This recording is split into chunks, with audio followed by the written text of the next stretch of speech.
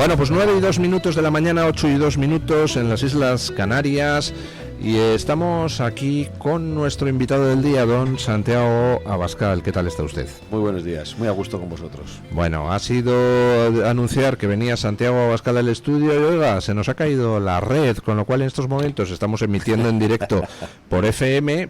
Por culpa de Romerales, estoy seguro de que ha sido un boicot, pero vamos, deliberado.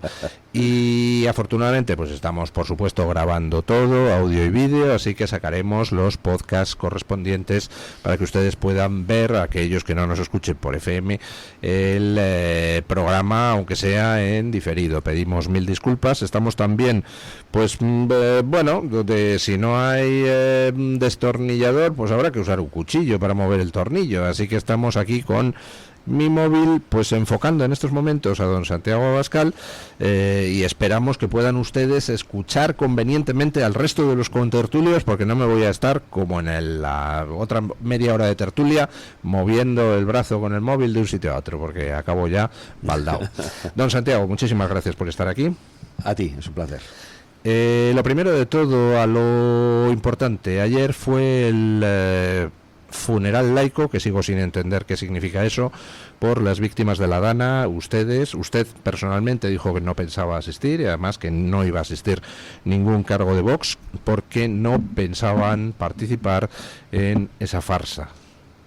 Bueno, ni en esa ni en otras muchas. Yo no voy a ir a ningún tipo de acto institucional con el gobierno de la mafia, de la corrupción y de la traición a España.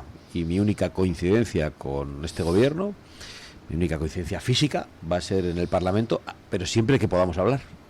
Y por supuesto, si hay algún debate en Televisión Española o en cualquier otra televisión, cuando se convoquen las elecciones también. Pero no voy a ir a ningún tipo de acto con ellos, porque ha pasado un año, en este caso hablamos de la Dana, y se ha construido alguna presa, se ha limpiado algún barranco, es decir, todo aquello que acrecentó la tragedia, todo aquello que hicieron los que son culpables de lo que pasó en Valencia, sigue igual. La gente se ha quedado sin sus propiedades, sin sus familiares, y no se ha tomado ninguna medida para que esto no vuelva a ocurrir. Yo no puedo salir con esa gente a ningún lado, no puedo aparecer en ningún evento. Ya se había hecho un funeral, por otra parte, y los que tenemos fe, pues ya hemos hecho lo que tenemos que hacer, ya hemos rezado por las víctimas, pero yo desde luego en esa foto no aparezco.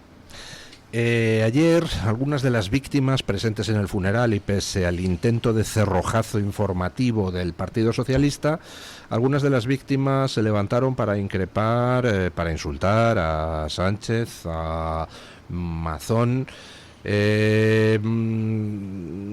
es lo que le transmite Vox Valencia? ¿Cómo está el ánimo de la gente en estos momentos allí?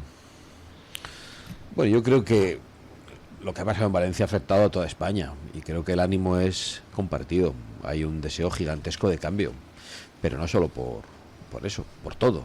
Vivimos en un momento en el que parece que todas las instituciones se están degradando, que las cosas han dejado de funcionar.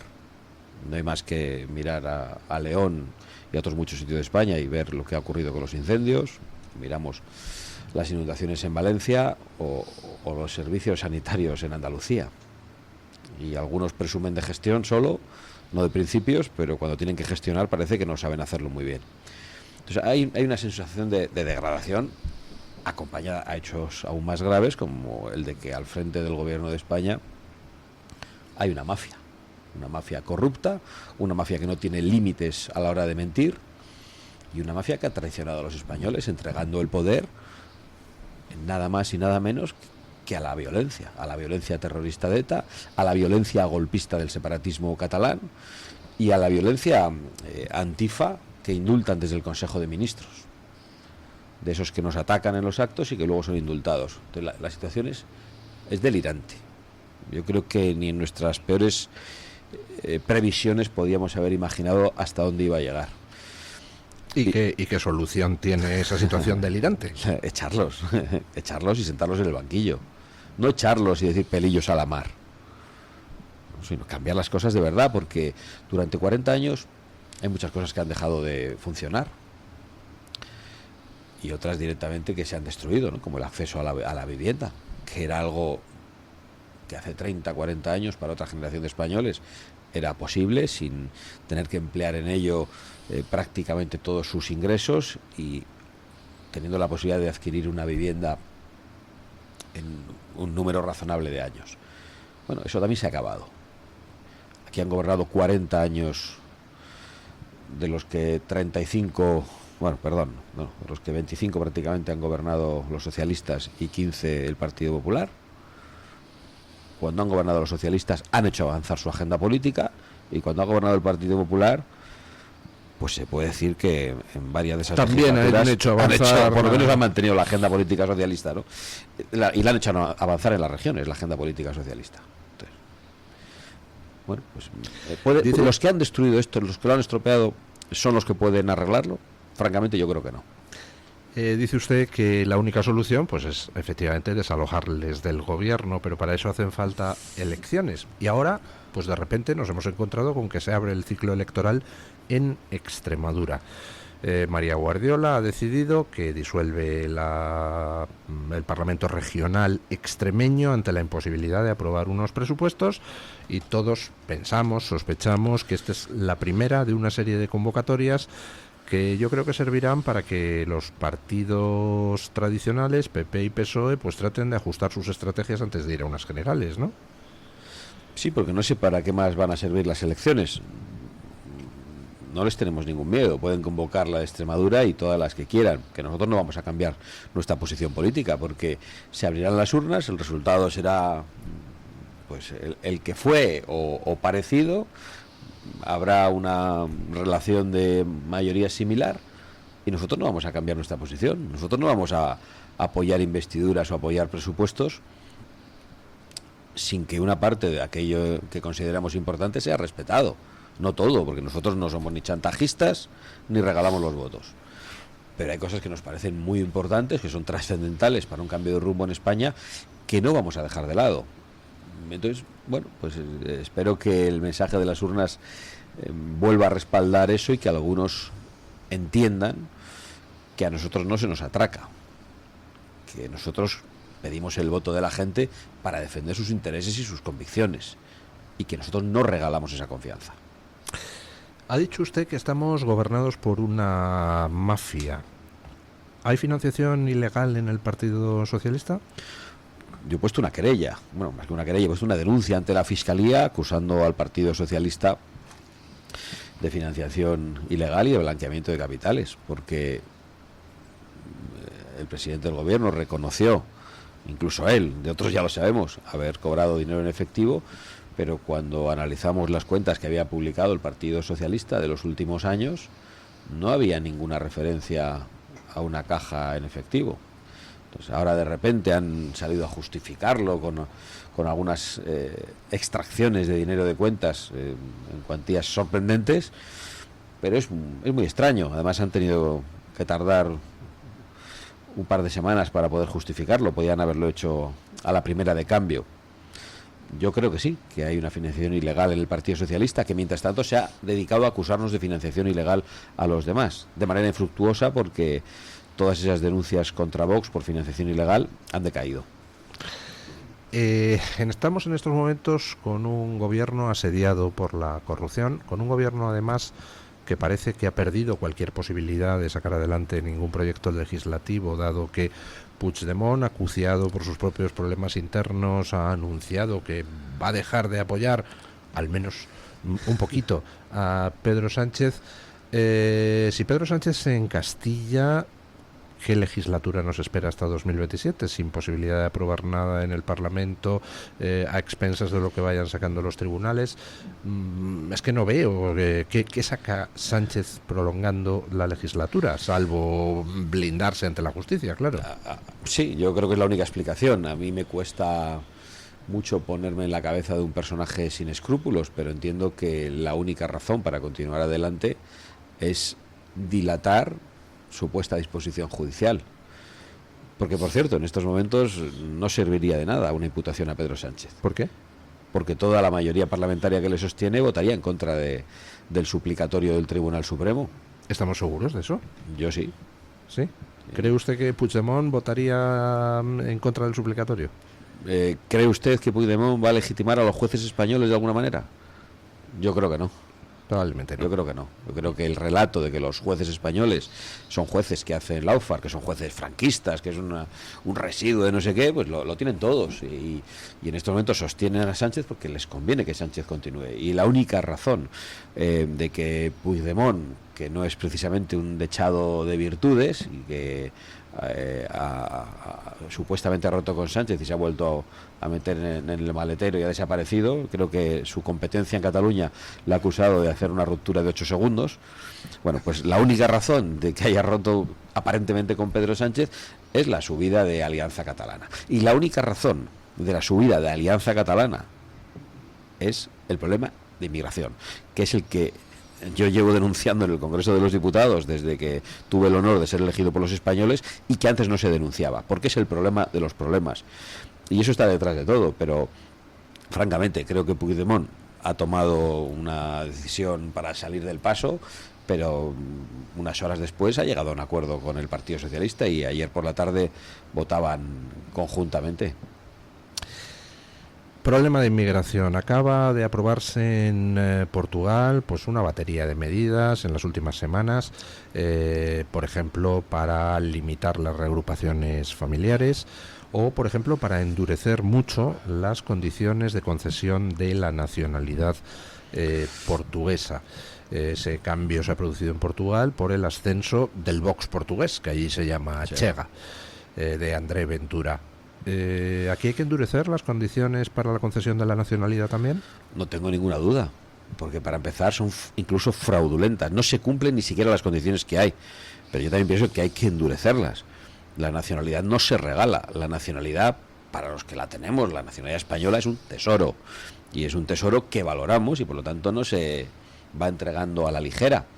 Estaría bien que intentéis localizar los periodistas, perdón por deciros lo que tenéis que hacer, algún notario de esas regiones donde se están produciendo muchas nacionalidades y que expliquen cómo se están concediendo, que expliquen si la gente que está recibiendo la nacionalidad sabe español y si la gente que está recibiendo la nacionalidad y que proviene de países donde no hay convenio de doble nacionalidad, si está renunciando a la nacionalidad del otro país, si está mostrando sus documentos. Yo te aseguro que no, y que cuando lleguemos vamos a hacer una auditoría para repasar todas las nacionalidades concedidas, porque estamos convencidos de que miles y miles de ellas han sido fraudulentas. ¿Y esas nacionalidades se anularán entonces? Si han sido fraudulentas, esperamos llegar a tiempo para poder revocarlas.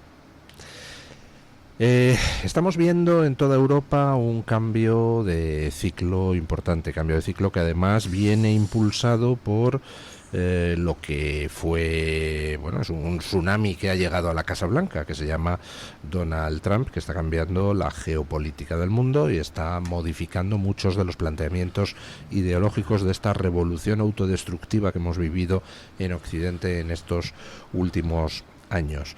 Se acaba de producir la victoria de Babis en Chequia, se ha producido el ascenso de Chega en Portugal.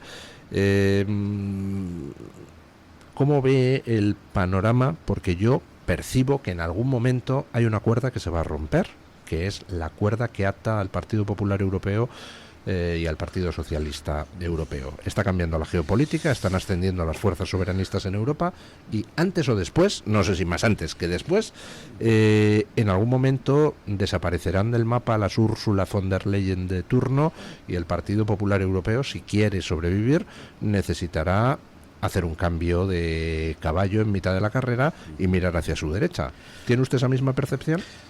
Bueno, con un matiz. Yo creo que más que romperse la cuerda que une al Partido Popular Europeo y al Partido Socialista Europeo y que les lleva a votar conjuntamente el 90% de las veces y a determinar todas las políticas en los estados, especialmente las migratorias, las relativas al Pacto Verde, las políticas de género, todo lo que de verdad nos está destruyendo. Antes de esa ruptura entre socialistas y populares europeos, yo creo que se va a producir una ruptura entre los propios populares. Yo creo que ¿qué quiere decir? Habrá facciones de distintos países del Partido Popular Europeo que sigan queriendo el pacto con los socialistas y otras que intentarán el otro pacto. Yo creo que a lo que ¿Eso es intuición o tiene usted información y ya ha habido acercamientos entre algunos de los integrantes? Yo creo que es algo que ya ha pasado en algunos lugares.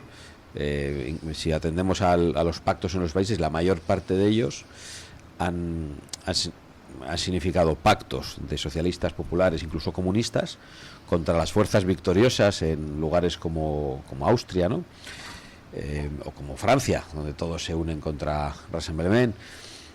Ha ocurrido en Holanda, que están en estos momentos recontando los votos, prácticamente están al final, pero ha ocurrido en Polonia, donde ganó nuestro aliado también, y el Partido Popular, los socialistas y comunistas pactaron contra el vencedor de las elecciones. La única excepción es Italia, donde se ha producido un acuerdo entre los grupos patriotas y conservadores y el Partido Popular italiano, que es el Forza Italia. Esa es la única excepción por ahora, pero yo creo que eso es lo que va a acabar imponiéndose, pero va a haber rupturas, porque va a haber algún Partido Popular Europeo que no va a renunciar a ese acuerdo con los socialistas, y probablemente haya divisiones, haya escisiones. Bueno, de hecho en Alemania en definitiva, van a entrar en crisis, porque el avance soberanista y el avance patriota es inexorable. Lo que no sé es si llegará a tiempo en algunos lugares, porque la situación de países como Gran Bretaña pues es muy preocupante, ¿no? Porque hablando de Gran Bretaña, pero ver a Starmer defendiendo la fe islámica y atacando la islamofobia junto a mujeres, prácticamente niñas algunas, completamente tapadas, a las que solo se les veían los ojos, me parece un mensaje verdaderamente aterrador en Europa.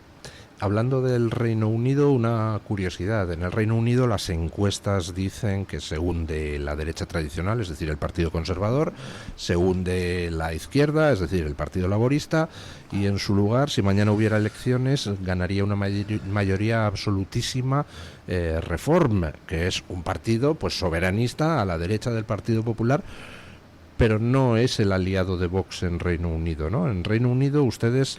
Realmente la alianza es más con el partido de Tommy Robinson. Bueno, Tommy Robinson no tiene un partido, que yo sepa. Tommy Robinson es un activista que ha convocado movilizaciones muy importantes y que hemos respaldado, pero tenemos una buena relación con Reform también. Yo conozco a Nigel Farage, conozco también a algunos de sus colaboradores y hay una muy buena relación. Lo que ocurre es que cuando hablamos de aliados formalmente en Europa, somos referidos a los que están en el grupo de Patriots, y como consecuencia del Brexit los partidos británicos en estos momentos están fuera. No están. Usted sigue siendo presidente del partido Patriots en Europa, ¿no? No me han echado todavía. Vale. Le quiero hacer una pregunta a don Marcos. No, digo porque no hace tanto, además. Le quiero hacer una pregunta a don Marcos de Quinto. Le pido a don Marcos que hable un poco alto para que pueda captar el móvil. Hablaré lo más alto posible. Era respecto a lo que antes estabais comentando del tema del PP europeo y socialistas. Lógicamente lo que se está viendo es que el socialismo está absolutamente en retroceso, y no lo digo ya por Argentina o por Estados Unidos. Quedaron terceros en Portugal, quedaron terceros en Alemania. Es decir, hay un rechazo al socialismo. Y sin embargo, cuando yo veo al Partido Popular, que sigue todavía abrazado a los socialistas en Europa, me estoy preguntando... porque realmente el Partido Popular ideológicamente no confronta contra los socialistas. Entonces yo no sé si la estrategia que tiene el Partido Popular es sustituir a los socialistas antes que asociarse con partidos soberanistas, porque realmente parece muchas veces que tienen muchísima más miedo al crecimiento de los partidos soberanistas, y lo que podrían estar pensando es sustituir a los partidos socialistas por una socialdemocracia conservadora de alguna manera. ¿Qué opinas de esto? Yo opino que la única estrategia del Partido Popular Europeo, de los partidos populares europeos, es el poder por el poder. Creo que durante muchos años, o sea, no creo ni que estén planteándose sustituir a los socialistas. Durante muchos años, entre unos y otros, han moldeado un consenso que ha dado la espalda a los pueblos. Ha sido un consenso de élites, de oligarquías, que ha estado muy alejado de los intereses de la gente corriente. Lo hemos visto en multitud de cuestiones en las que han avanzado sin preguntar a nadie. Las políticas migratorias que han destruido Gran Bretaña, que prácticamente han destruido Francia, Bélgica, y que están haciendo mucho daño en otros muchos países. Yo creo que en España estamos todavía a tiempo. En otros lugares no me atrevo a vaticinar qué va a pasar. Ayer había un mensaje durísimo de Elon Musk en la red social X que decía: en Gran Bretaña habrá una guerra civil. La única cuestión es cuándo. Sí. Porque cuando ya ese tipo de inmigración islamista adquiere una dimensión tan grande, eso no es fácil revertirlo de manera Eso es lo que me tranquila. refería, que ideológicamente han mantenido la misma bandera, luego es muy complicado. Claro, pero no es que separen. tengan la estrategia de sustituir, es que en realidad, No son lo mismo. como consecuencia de su acción política en 40 años, han acabado pensando lo mismo. Y han avanzado en esas políticas migratorias, han avanzado en las políticas verdes, las políticas de género. Es que son las mismas. O sea, es que no creo que piensen otra cosa. Eso sí, sus votantes piensan otra cosa. Sí. Y yo creo que eso es muy importante decirlo, porque ¿por qué siguen teniendo esos apoyos en algunos lugares? Como Alemania o España, fundamentalmente, porque en el resto de sitios los partidos populares se están desplomando, ¿no? Porque han conseguido mantener una idea muy simple: es el voto útil para que no gobierne la izquierda. Y una parte de los votantes se han convertido en acríticos, o están tan desesperados que dice: mira, me agarro a un clavo ardiendo, porque lo primero, y seguro que lo veis en cualquier conversación, es echar a estos. Bueno, pues hay que echar a estos y hay que hacer una cosa distinta, no la misma. Y ellos han demostrado que no saben hacer una cosa distinta. Pero la estrategia, el poder, es que creo que no hay otra. No es una estrategia de principios. Don Borja Montoro. Buenos días.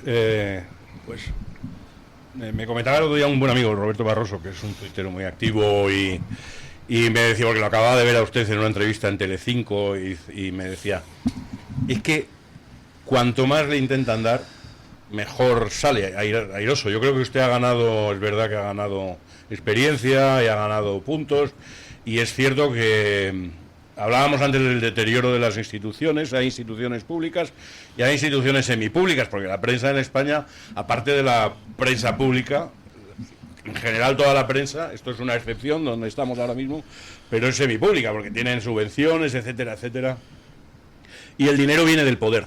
Y es cierto que yo creo que en el deterioro de las instituciones cabría de alguna manera incluir a gran parte de la prensa, que no me parece que esté actuando de una manera muy justa, etcétera, sobre todo viendo los resultados y viendo cómo van las cosas. Y sigue siendo usted el líder del tercer país para el Partido de España, y es el presidente de Patriots en Europa. Es una figura, primero, que lo convocan poco para hacerle entrevistas, segundo, sale usted muy bien, muy airoso. Entonces,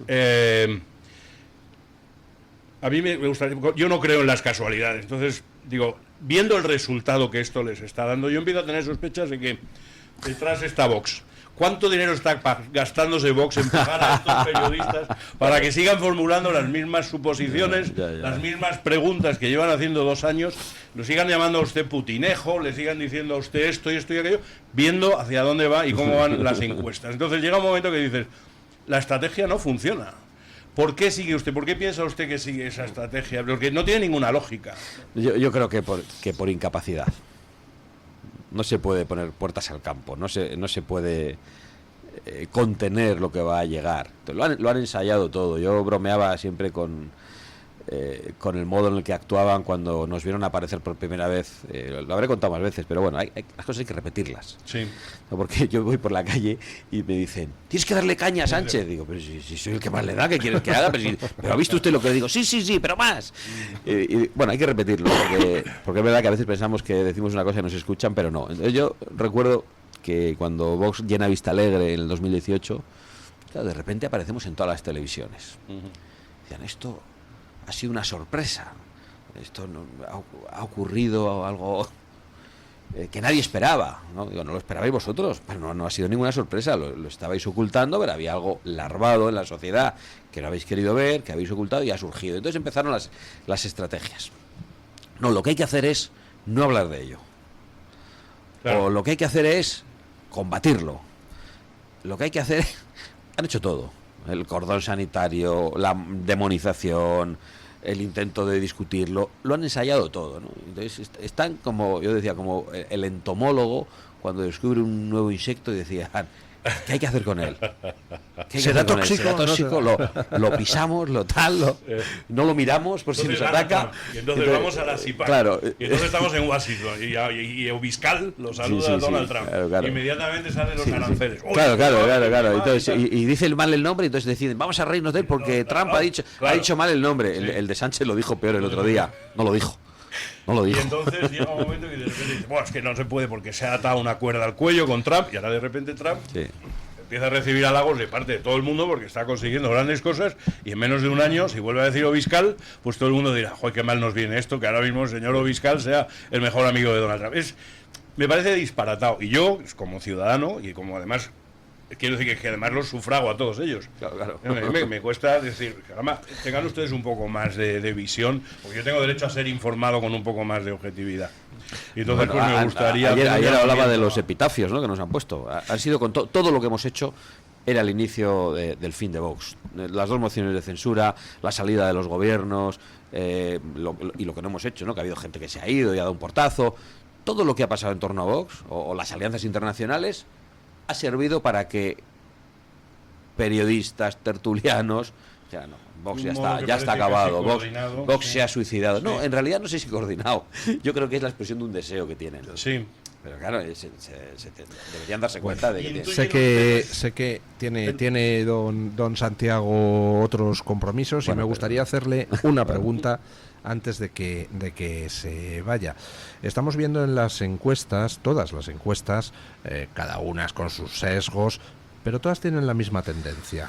Vox está yendo fuertemente al alza, el Partido Popular está yendo ligeramente a la baja, el Partido Socialista está recortando distancias con el Partido Popular, y los socios del Partido Socialista están viniéndose abajo porque están siendo fagocitados por Sánchez. Yo le pregunto, ¿tienen ustedes encuestas internas que les digan cómo está la situación? Y en torno a eso, 2 subpreguntas. Sí. Primera, ¿confirman sus encuestas internas esas tendencias que las encuestas públicas marcan? Y segundo, en nivel absoluto, ¿dónde está ahora Vox? ¿En el 17, en el 18, en el 20, en el 16? Porque es que hay encuestas para... no. Eso no te voy a decir. Lo que te voy a decir es que esas son las tendencias, que estamos realmente bien, y que nos gustaría estar mucho mejor. Y podemos estar mucho mejor si todos esos que votan con la nariz tapada empiezan a votar con alegría y con satisfacción aquello que de verdad creen. Porque una cosa es lo que digan, la intención de voto y los porcentajes, y otra, hasta qué punto el mensaje de Vox es compartido en muchos aspectos por la inmensa mayoría de los españoles.